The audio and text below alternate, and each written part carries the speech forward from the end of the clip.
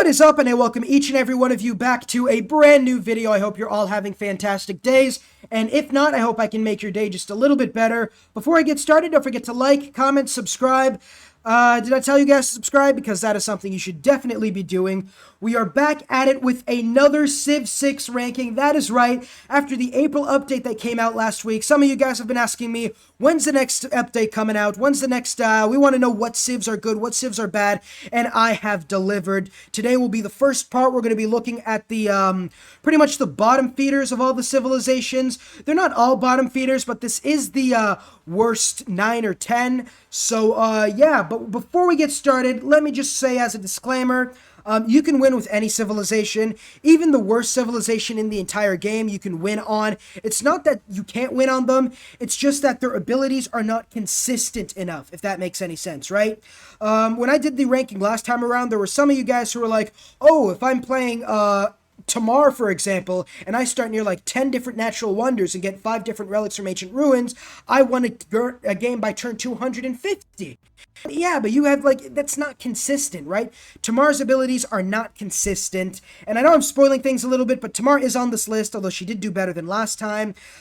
So when you're going to make a comment and you're going to make an argument, talk about consistency more than not. If somebody, yeah, you can have a good game, you can have a really good start and like dominate to a victory, but if your abilities are not consistent, then you are going to be ranked lowly on the list. And aside from maybe 3 or 4 civilizations, all these civilizations have really good abilities anyway. It's just that their abilities are not as usable as the ones higher up on the list. But now, let's get into it. Starting off at number 58, we have Eleanor of England. That is right. Oh my god, the level of abominably bad a civilization can be is truly astounding, right? It truly tickles my nipples, the amount of, how do I say this, trash that England is with Eleanor at its leader. Now, before we get started, let's talk about that hairstyle. Hairstyle, absolutely godlike. I was thinking of putting her in the top 10 solely for that hairstyle. I know all of you are just simping out there for her, and I'm not gonna lie, I can't blame you guys, but let's get serious for a second. Eleanor's abilities on their own are solid, right? Court of Love, -1 loyalty per turn in enemy foreign cities within 9 tiles, and like automatically flipping an enemy civilization city into your city, skipping the free city stage, is really good. And that's part of the reason why Eleanor of France is a lot higher up on this list. Eleanor of France is pretty damn good. But the problem is England's abilities don't mesh with Eleanor. You got Workshop of the World giving you production towards military engineers and industrial zones and extra stockpiles. The Sea Dog is a solid unit. The Royal Navy Dockyard is really nice as well. But part of the reason why these abilities work is because they work with Victoria of England, who wants to focus on sort of building a colonial empire, settling different cities, and her abilities help her with that. The industrial zones, the harbor stockpiles, the military engineers, the Sea Dogs, the Royal Navy Dockyard, they all mesh together. But with Eleanor of England, if you go towards the Court of Love approach, you're going to be building Theatre Square, trying to get as many great works as possible, building wonders. You're going to neglect all of England's abilities. There's no synergy at all. Zero. Zilch. Nothing. The one thing you can argue for synergy is if you have all your buildings powered, your radio stations late game are going to provide you an extra 4 culture. I mean, my god, hold the horses, people. Let's put Eleanor at number 1 because she can potentially get 4 culture late game. Absolutely incredible stuff. I apologize for putting her dead last. But in all seriousness, if you also go for like Workshop of the World and try to build a colonial empire, you'll do it worse than Victoria, and you'll also neglect the Court of Love ability, which is still really solid. These abilities are all really solid on their own, but just combined together, like you're either picking one or the other, and it doesn't make sense to do that when you have Eleanor of France or Victoria of England who can make use of those abilities a lot better. That is why I have Eleanor at number 58, but when it comes to hairstyles, she is top 5. I have not forgotten, don't worry.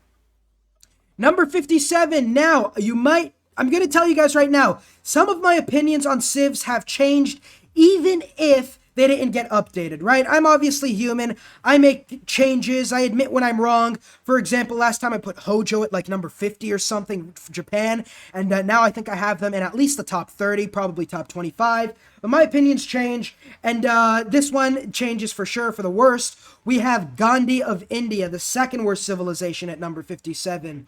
His abilities are nice. Again, Faith for each civilization they have met that has founded a religion and is not currently at war. That is such a specific ability. Most of the time the AI is going to be at war, and it's for each civilization that has founded a religion. So you can't really use this to get a pantheon, because by the time you get enough faith to get a pantheon, there will be like 2 to 3 people with actual religions, right? It takes like 30 or 40 turns for someone to get a religion. By that point, like, you might as well have gotten God King and gotten a pantheon that way. So that's really kind of useless. It's kind of useful if you're going for your own religion, but that doesn't really make sense with Gandhi's abilities. The second thing is opponents receive double war weariness when fighting against Gandhi. That's solid, right? Nothing too big, but it's solid, right? It's a solid defensive boost. Next up, we have the Dharma. You receive follower beliefs in cities that have a religion of at least 1 follower, and you gain amenity for every religion with at least 1 follower. Missionaries have 2 spreads. Religious tourism pressure from your cities is doubled. You know, this looks good on paper, but the problem is with missionaries having 2 extra spreads and with trade routes providing double religious pressure, if you're going to, like, spread enemy religions into your cities, you can do that, but I mean, how many follower beliefs are you going to get? Right? How many follower beliefs are you going to get? Not only that, but also if you have a missionary, you're only going to want to spread like 1 or 2 charges of that missionary, you know, spread part of the religion. That doesn't even make any sense, though, because you would have to have one of your cities converted by an enemy religion in order to get that missionary. And that's just sort of like playing with fire a little bit. You have one majority city of an enemy religion. You start spreading that religion even a little bit, and you could probably start a cascade, sort of, and have all your cities converted to an enemy religion, especially on the higher difficulties. The double religious pressure is like if you send a trade route, you're going to be getting a lot more than 1 follower. In fact, you might even convert one of your cities to an enemy religion. So it does look good on paper, but it is really hard to pull off perfectly, and because of that, it's not that good of an ability, not that reliable. The Varro is solid. Varro, classical heavy cavalry unit. Enemies receive -5 combat strength. You can't upgrade into it, and you know me, I love upgrading into units. So it gets a little bit of a negative boost in my book, but it has 40 combat strength unless it got changed by the April update, and the -5 adjacent combat strength makes it a very strong unit. It is more expensive, but I mean, hey, right? It's a solid unit. Not the best, obviously, but it is still very good. Stepwell is probably Gandhi's best ability. Food, housing, and faith if adjacent to a holy site. Food if adjacent to a farm. More housing, faith, and food as you advance across the tech tree. Prevents food loss during droughts. It's solid. It gives you food and housing. But at the end of the day, Gandhi's abilities are really not that reliable, and they are also really not that good, which is why I have him at number 57. Number 56, we have Cleopatra of Egypt. That is right. Another civilization whose abilities really are just meh. I mean, Mediterranean Bride. Your trade routes to other civs provide gold for Egypt, but they also get 2 food for if they provide trade routes to you. You're giving enemies food. And on deity and those difficulties, they get a bonus towards food, yield bonuses. So they're more or less getting like 4 or 5 food from sending trade routes, not to mention like extra bonuses they'll get along the civic tree. So are you really going to want to be giving enemy civilizations food? Like, it's not as if you can control it anyway. It's trade routes to Egypt, not from Egypt. So they're going to be the ones sending trade routes to you. And while you're going to be getting a nice stockpile of gold and like alliance points, it's just not worth giving enemy civilizations food. Itiro is solid. Wonders placed next to a river, and you do not receive flood damage. The flood damage is probably the better ability. Itiro is nice, but I mean, how many wonders can you build next to a river, next to a floodplains in particular, which Cleopatra has a start bias to? Not as many as you would think, and a 15% production bonus isn't like too crazy, especially on higher difficulties when the enemies are going to get a butt ton of wonders. It's really hard to get wonders on higher difficulties, and 15% production boost is not going to cut it. The Chariot Archer is solid. Again, you have to hard build them. You have to hard build them. It only gets 4 movement when starting in open terrain, so it's more expensive. You have to hard build them, and they are, I guess, stronger a little bit, but they're only going to get extra movement when starting in open terrain, so it's all in all, maybe like 5 out of 10 when it comes to unique units. The Sphinx is probably Egypt's best ability. Faith, culture, appeal is really nice for a culture victory. Provides tourism after researching flight. It's solid. It's a really good ability, but it's kind of like the city-state culture tile improvements things. It doesn't provide you too much faith in culture. In fact, you could argue some city-state tile improvements provide better. I really thought Cleopatra would have been buffed by the April update. Was disappointed to find out they weren't, because most of their bonuses are just meh or below average. The Mediterranean bride's actually bad in my opinion because it gives enemies a lot of food. But all in all, that's why I have Cleopatra at number 56. Decent abilities, but not anything out of this world. And Mediterranean bride and the Mariano Chariot Archer not getting movement speed all the time kind of kills it for me. Number 5876. Number 55, we have Poundmaker. That is right. Contrary to his name, he's not going to be pounding you into the ground. All alliance types provide shared visibility. That's decent. I mean, it's not the best thing in the world. Like, shared visibility is it's a novelty pretty much. It's not going to help you too much. Outgoing trade routes provide food per camp or pasture. How many are you going to be getting? How many camp or pastures are you going to be getting? Maybe you'll get an extra food or 2 food max from trade routes, nothing too crazy. And trade routes sent to your cities grant 1 gold to Poundmaker per camp or pasture at the destination. Again, 1 gold, 2 gold max. It's nothing too crazy, right? Looking at Spain now and Portugal and all those guys, they make trade routes a lot better than Poundmaker, so it's like nothing too crazy. Neat Claw gives you trade route capacity and a free trader with pottery. That's solid, I guess.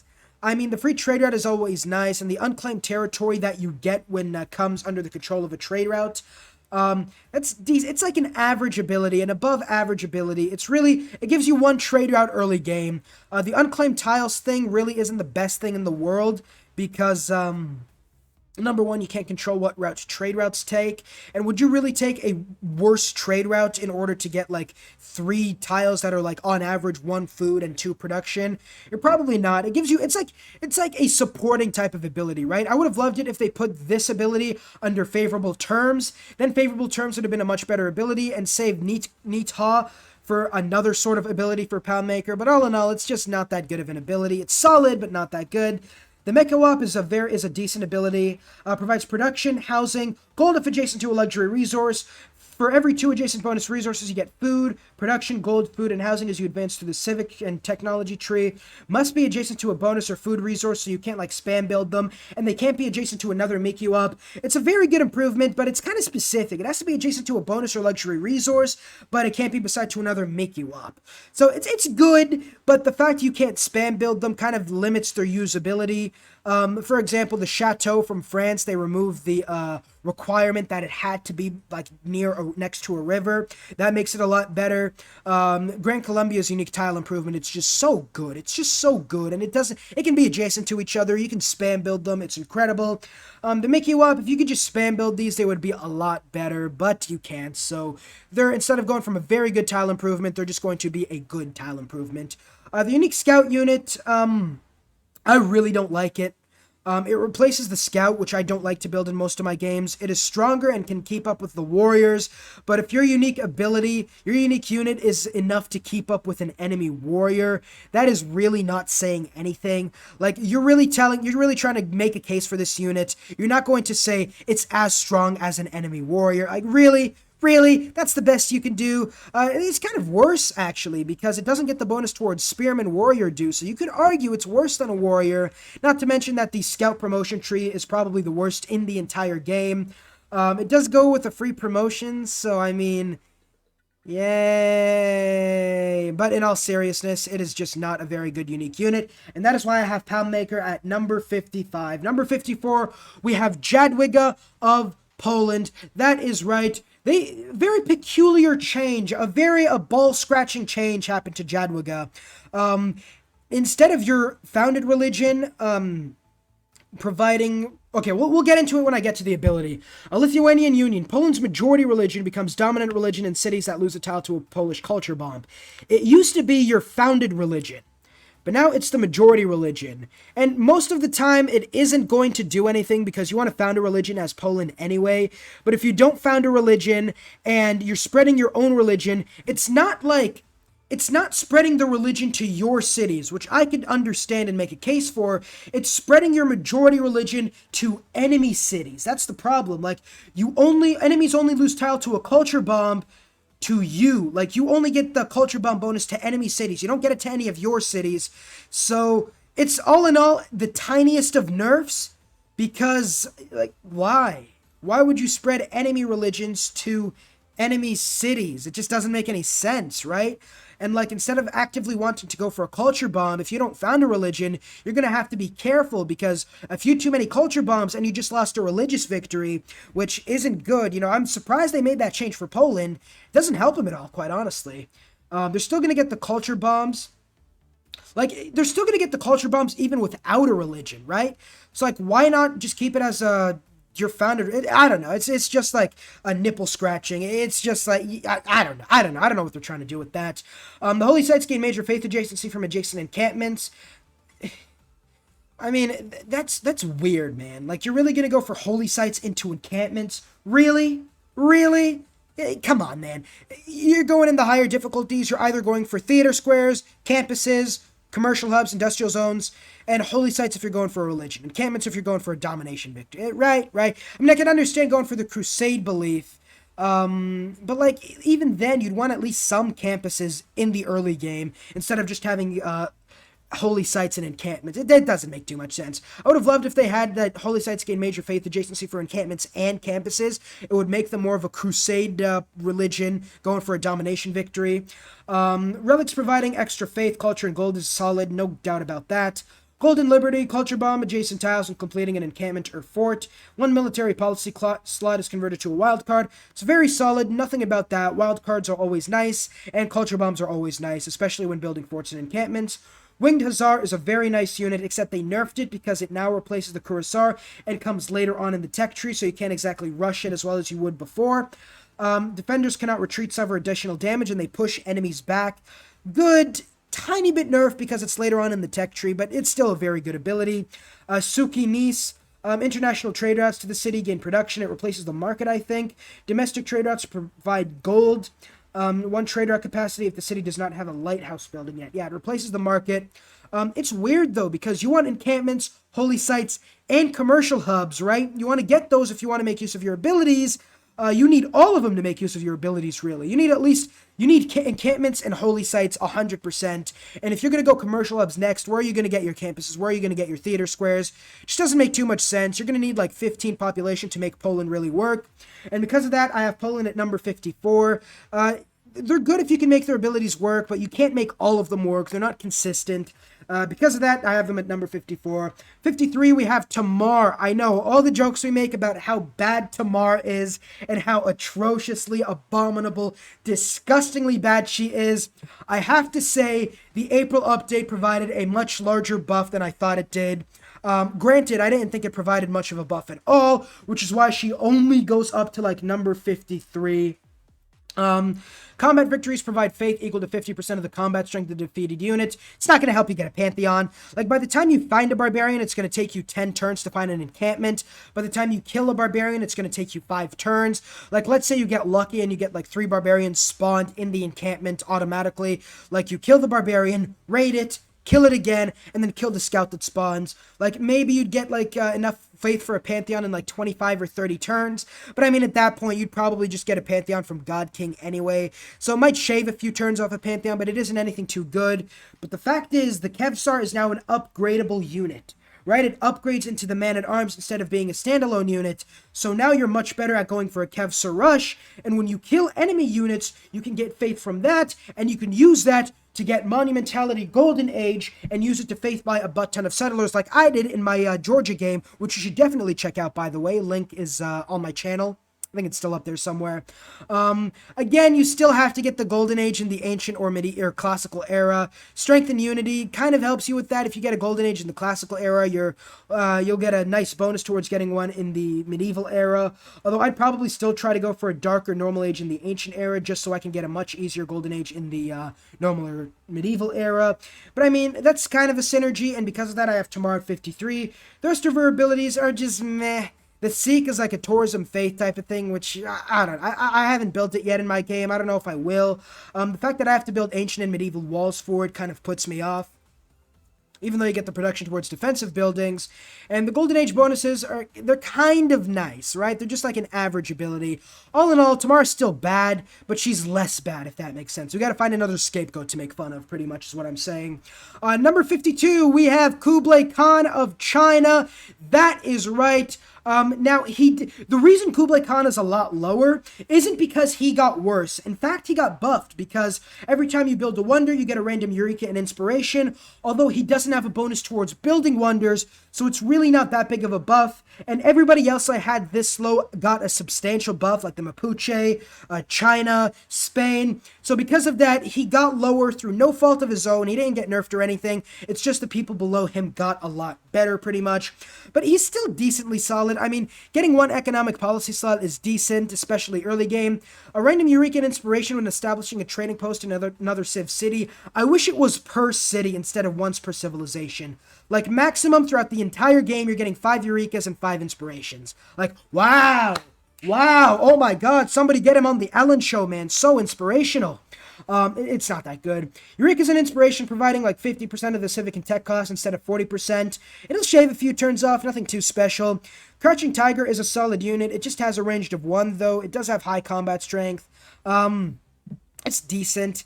The Great Wall is also kind of nice, but I mean, are you really going to go for a tourism victory as Kublai Khan China? I mean, I guess you kind of have to now and just start spam building wonders and pray to God those wonders actually get built. But all in all, the problem with Kublai Khan, he doesn't have any boost towards building wonders like China, led by Qin Shi Huang, does. And his abilities give you extra Eurekas and Inspiration, so he's probably more or less geared towards a science or diplomatic victory, which the Great Wall doesn't help towards. Crouching Tiger can, I suppose, but the fact that it has 1 range really isn't the best thing in the world, especially when enemy civilizations are probably going to have more advanced units than you are, especially in the early game. So that's why I have Kublai Khan at number 52, the China one. Number 51, we have Victoria of England. Victoria isn't bad, right? I had to find somebody at number 51. She isn't bad by any stretch of the imagination. Unlike Eleanor England, who's dead last, Victoria, Pax Britannica, every time you found your first city on another continent, you gain a free melee unit and trade route capacity, and constructing a Royal Navy docker grants you a copy of the strongest naval unit you can build, as well as the Red Coat, who actually gets upgraded into this time, replacing the line infantry. I actually forgot about that. I think Victoria might be higher now. I'll let you guys... No, I already knew that. No, she's not higher. Never mind, she's 51. She's very good, though. There are a number of civilizations that are better than her, in my opinion. She's pretty much the first civilization that is actually good, although I had to put somebody at number 51. You could put her as high as number 30, although the problem is that she really is only really good on a water map. Like, if you're in a water map, she's probably top 20. Workshop of the World is decent, I guess. Not the best building. Red Coats are very solid, especially on other continents. Sea Dogs are decent. Royal Navy Dockyard is very good. Pax Britannica is good. Again, her abilities only mesh when going towards other continents, which really doesn't lend itself well to a Pangea map, or even to a continents map for that matter. If you go Archipelago, she's probably top 20 or 15, like I just said. But really, in most maps, she's going to be really, really low. In any case, that's why I have her at number 51, although you could definitely make the argument she's number 30. There are just so many civs that I had to put somebody this low. In any case, guys, that is going to be the end of the video. I hope you all enjoyed. Let me know down below in the comments what you would have done. I love having engaging conversations with you guys. It's probably one of the best parts of doing YouTube, responding to you guys, talking to you guys, having conversations. I know some of these civilizations you could make a case for, but I mean, in my opinion, reliability-wise, these guys are the worst of the bunch. Most of them aren't trash, aside from the bottom 2 or 3, but they're really not the best. In any case, tomorrow I'll come out with the top 50, and then after that we'll come out with the top 40, so on and so forth. Don't forget to like, comment, and subscribe if you enjoyed. And did I tell you guys subscribe? Because that is something you should definitely be doing. And I will see you all in the next video. Peace.